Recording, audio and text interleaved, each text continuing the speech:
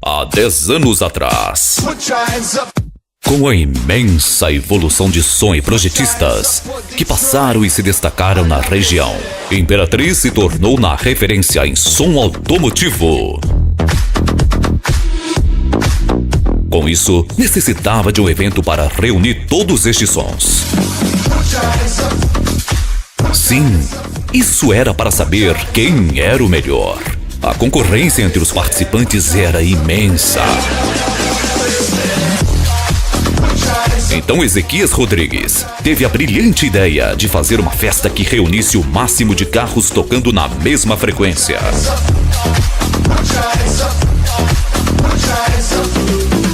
Maio de 2009, foi realizado o primeiro Racha de Som de Imperatriz,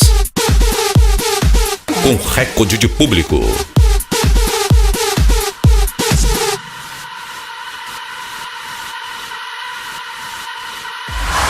Não deu outra. A galera pediu bis. Os donos dos carros se preparavam, investiam mais e mais em seus equipamentos de som.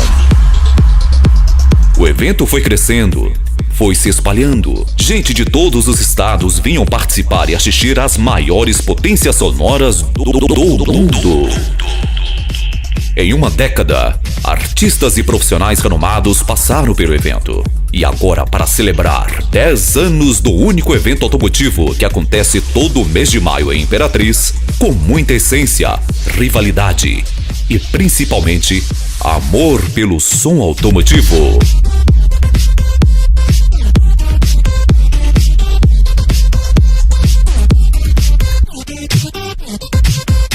Apresentamos a vocês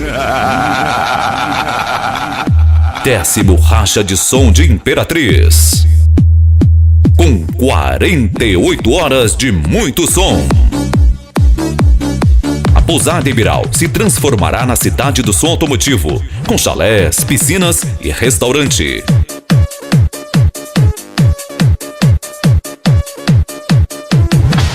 Dias 12 e 13 de maio, sábado. A festa com mais de 300 carros interligados fará um grande espetáculo. As maiores F250 do Brasil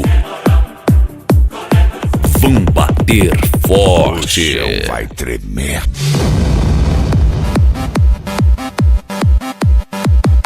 Aí, beleza. Agora põe pra moer. F250, carreta negona treminhão. F250, estremece Super Truck. E F250, Monster Cachorrona. Domingo, dia 13 de maio, a partir das 10 da manhã, a maior entidade do Brasil fará a medição RTA, MTM Brasil. E em seguida, muito som automotivo para você dançar na maior festa de som automotivo do Brasil. Afinal, são 10 anos de sucesso. Apoio: Site Som Automotivo do Brasil, o portal das hidráulicas.